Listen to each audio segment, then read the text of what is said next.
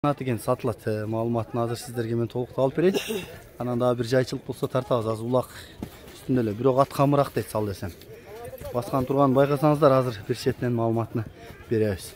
Буга чейин бир күрөң ат чыгарып сатты эле бул. Кара көлгө саткан экен, таш көмүр жака. Өзүң келип атыңды сынап бер дегенден кийин кийинки кече Нокендеги улакта катуу кайнаптыр. Ошен туурачылыгын алып өткөрүп келдим дейт. Нурбек келин, эми аттын маалыматын берели. Алейкум ассалам. Сатайлы деп чыгардык эле. Нуру кошу така Нуру. Атасы дагы деле бар. Бунун акасынын жакшы ошо $20,000 калган. Баа, күрөң атпы? Ооба. Жана Жимиде жүрөт. Жимиде. Октябрь багышта. Чоң бирок ал кыргыз аттын чоңу. Ооба. Бунун бою канча чыгат? 1.60га барат ака. Анан тишинен көрсө билсе керек эми. Үстүңкү азысы чыга элек. Асты эми чыкты да.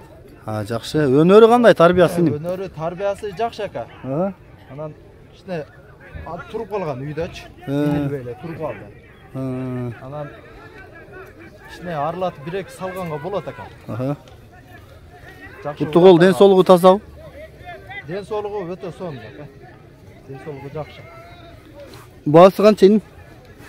Акчасын ака 500 деп коюп атабыз. Кем болобу? Кем болот. Номурдай.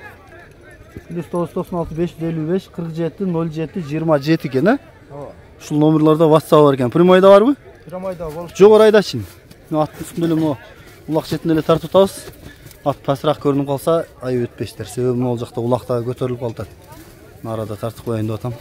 Дагы бир жайракта дагы тартып эметебиз болбосо. Жогору какчы Нурбек? Ылдый как эми.